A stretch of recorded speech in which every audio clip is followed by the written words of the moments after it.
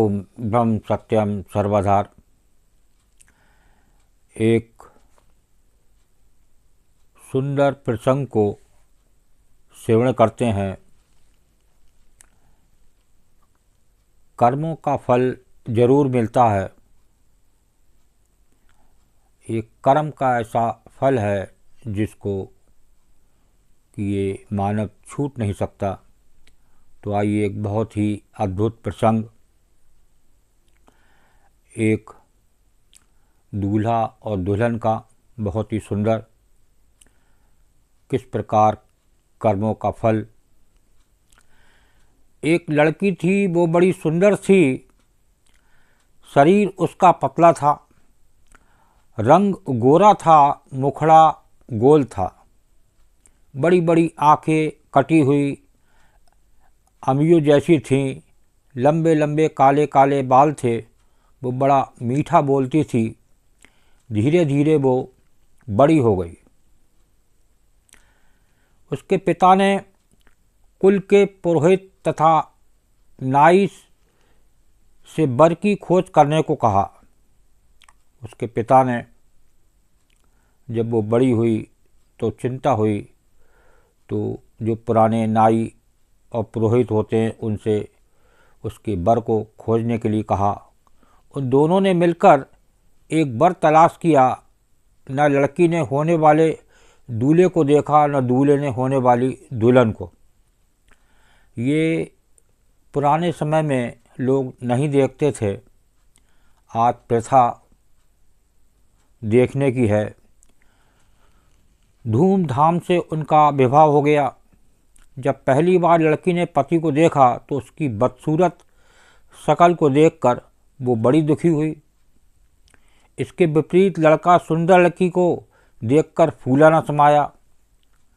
रात होती तो लड़की की सास दूध उठाकर उसमें गुड़ या शक्कर मिलाकर बहू को कटोरा थमा देती और कहती, जा अपने लाड़े पति को पिला था। वो कटोरा हाथ में लेकर पति के पास जाती और बिना कुछ बोले चुपचाप खड़ी हो जाती। उसका पति दूध का कटोरा ले लेता और पी जाता। इस तरह कई दिन बीत गए। हर रोज़ ऐसा ही होता। एक दिन उसका पति सोचने लगा, आखिर ये बोलती क्यों नहीं। उसने निश्चय किया कि आज इसे बुलवाए बिना मानूंगा नहीं, जब तक ये कहेगी नहीं कि लो दूध पी लो, मैं इसके हाथ से कटोरा नहीं लूँगा। ऐसा पति ने प्रण किया कि ये बोलती नहीं, क्या कारण है। तो उस दिन रात को जब वो दूध लेकर उसके पास खड़ी हुई तो वो चुपचाप लेटा रहा। उसने कटोरा नहीं थामा। पत्नी भी कटोरे को हाथ में पकड़े खड़ी रही, कुछ बोली ही नहीं। बेचारी सारी रात खड़ी रही, मगर उसने मुंह नहीं खोला।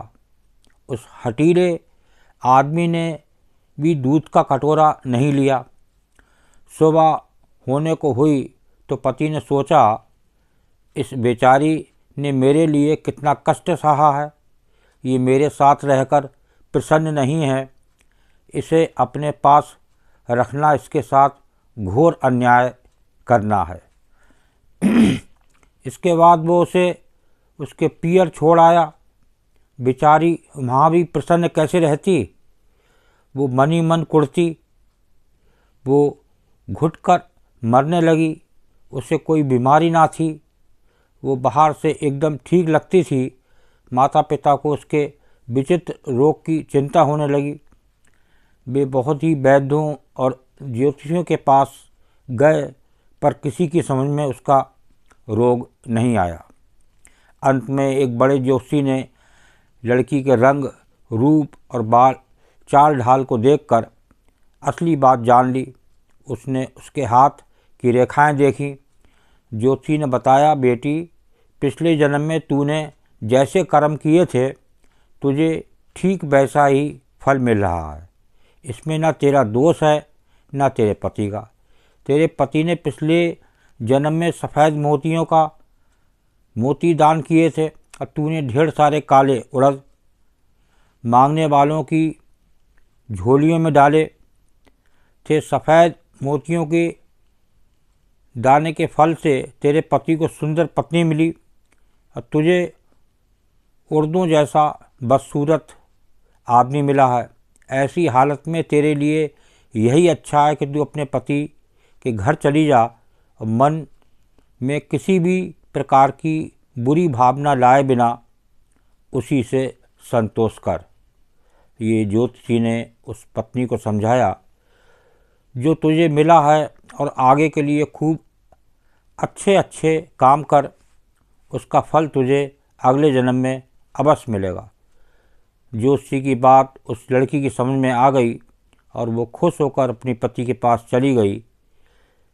वे लोग आनंद से रहने लगे। तो ये जो कर्मों का फल होता है ये ज़रूर मिलता है। भगवान कृष्ण ने भी कहा है भागवत गीता में, कर्मण्ये बाधकारस्ते मा फलेषु कदाचन। तेरा कर्म में तो अधिकार है और फल में नहीं। एक गुरुदेव की वाणी भी श्रवण करें। ये कर्म के बारे में क्या संदेश दे रही है। कर्म गति अपार है, जीव नहीं छूटन पाए। मंगत जैसी कामना ऐसे रूप समाए।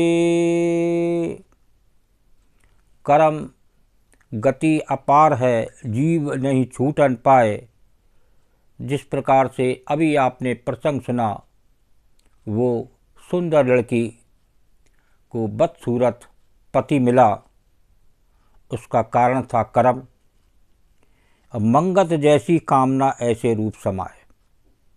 जैसी उसकी कामना होती है, इच्छा होती है, उसी प्रकार से वो दूसरे जीव में समाहित हो जाता है।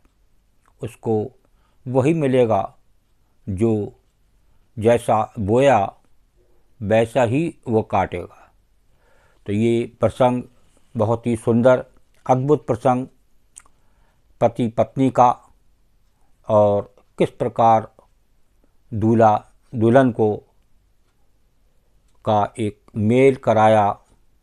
उस ज्योतिषी ने बात को समझाया कर्मों के बारे में, तब उनकी समझ में आई और उनका घर एक अच्छी तरह चला। ओम ब्रह्म सत्यम सर्वदा।